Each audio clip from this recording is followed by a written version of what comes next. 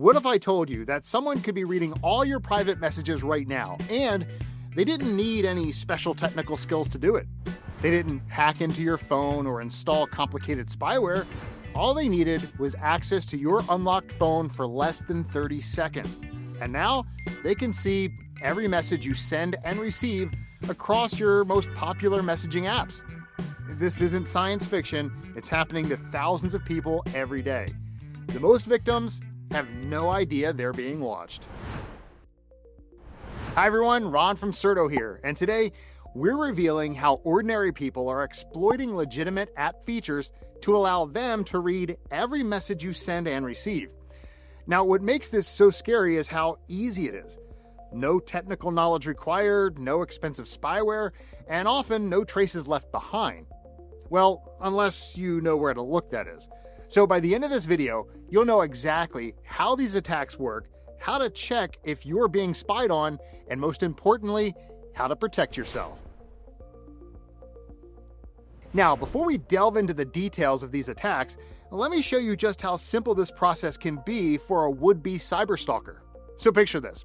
You shared your passcode with someone you thought you could trust, maybe for emergencies or just convenience. Later, when you're not around, they open one of your messaging apps, and within 30 seconds, they've gained permanent access to all your past and future conversations. They didn't install anything. They simply used a built-in feature that most messaging apps include for convenience, and they turned it into a surveillance tool. And the worst part is, you might not discover this for months. And in that time, they're reading every private conversation, seeing every photo you share, and tracking your daily communications. So let's start with the most common method, the linked device feature.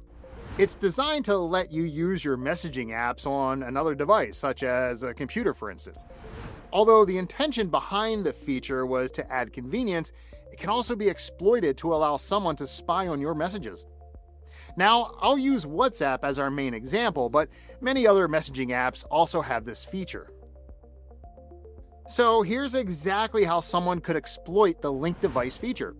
First, they open WhatsApp web on their computer. This displays a QR code on their screen. Next, when they have access to your unlocked phone, they open your WhatsApp.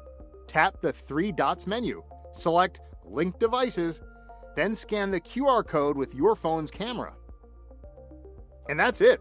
In less than 30 seconds, they now have complete access to your WhatsApp conversations on their computer. And here's the really scary part. When you send or receive a message on your phone, it appears instantly on their computer too.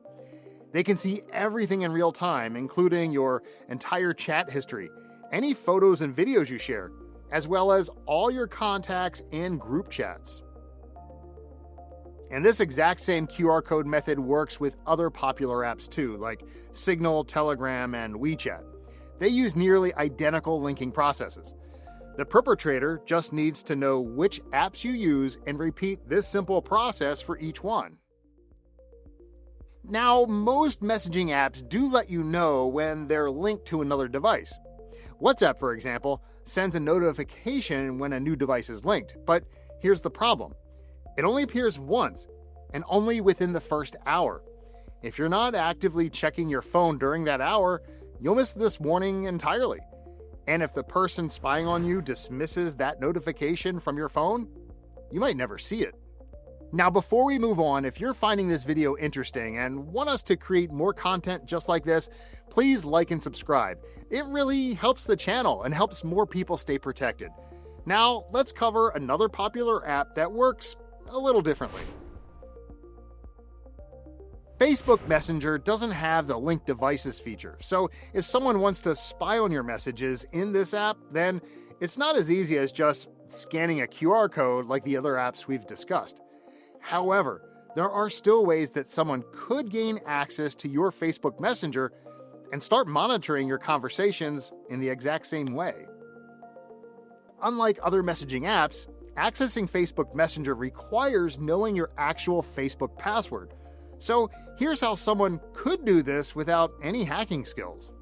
Firstly, If your Facebook password is saved in your phone's browser or password manager, and someone gains access to your phone for just a few minutes, they can simply view your saved passwords in your settings and note down your Facebook login details. Alternatively, if you use the same password across multiple accounts, they might already know it from other sources. Many people reuse passwords, making this surprisingly common. And finally, they might use social engineering tactics, like calling Facebook support pretending to be you or gathering personal information from your social media to guess security questions and reset your password.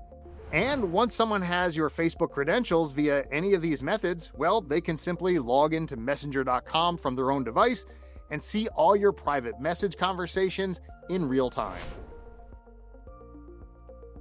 Now that you know how these attacks work, here are the essential steps to detect if you're being spied on and, of course, protect yourself from these surveillance methods. So first and most importantly, ensure you have a strong passcode or biometric lock on your phone that only you know. This is your first line of defense against unauthorized access. Use a complex passcode that's not easily guessed. Don't share your passcode with anyone you don't completely trust. And change your passcode immediately if you suspect someone else knows it. Next, regularly check the linked devices settings in all your messaging apps and remove any devices you don't recognize. And here's exactly how to do it for each app we discussed. So for WhatsApp, open the app, then tap Settings, then Link Devices. In Signal, tap your profile picture, go to Settings, then tap Link Devices. For Telegram, go to Settings, then Devices. For WeChat, go to Me, Settings, Account Security, then Manage Devices. And for Facebook Messenger, tap Menu, Settings, Account Center, Password and Security, and then tap Where you're logged in. Next up, use a dedicated security app to help detect unauthorized access to your device. Certo Anti-Spy is an excellent option for this. Not only can it perform a deep scan for any malware lurking on your phone, but it can also alert you when someone tries to physically tamper with it, taking a photo of the perpetrator. And I've included a link in the description below if you want to check it out. Then, review your Face ID or fingerprint settings to ensure no unauthorized biometrics have been added without your permission. If someone has secretly added their fingerprints or face to your device, they can unlock your phone and access your settings anytime without you knowing. So on iPhone, go to Settings, then Face ID and Passcode, and look for an option called Set up an Alternative Appearance. If you see this option, then only one Face ID is set up and you're all good. However, if you don't see this option, then a second Face ID has been set up. Now, if this isn't something you did yourself, then I'd recommend resetting Face ID and setting it up again, which will remove this additional face. Just scroll down and tap Reset Face ID to do it. It's probably a good idea to change your passcode at the same time as well. Now, on Android, things vary quite a lot between manufacturers, but on most devices, you should be able to find your biometric settings by opening your Settings app and going to Security and Privacy, then Biometrics. If you see any fingerprints or faces you don't recognize, remove them immediately and change your passcode. Enable two-factor authentication or 2FA on any messaging apps that support it, especially Facebook Messenger. This adds an extra security step that makes it much harder for someone to access your accounts, even if they know your password.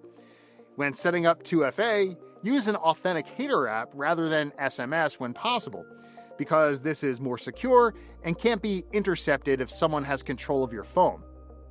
Even if someone discovers your login credentials, they won't be able to access your messaging apps without also having your 2FA code, significantly reducing the risk of unauthorized access. The methods we've covered today show just how vulnerable our private conversations really are. I mean, it's scary to think that someone you trust could be reading every message you send. But now, you know what to look for and how to stop it. So take a few minutes this week to check your linked devices and tighten up your security settings. Your private conversation should stay private, and these simple steps will help you ensure they do. Alright, if you found this video helpful, please give it a thumbs up and subscribe for more smartphone security tips. Thanks for watching, and as always, stay secure.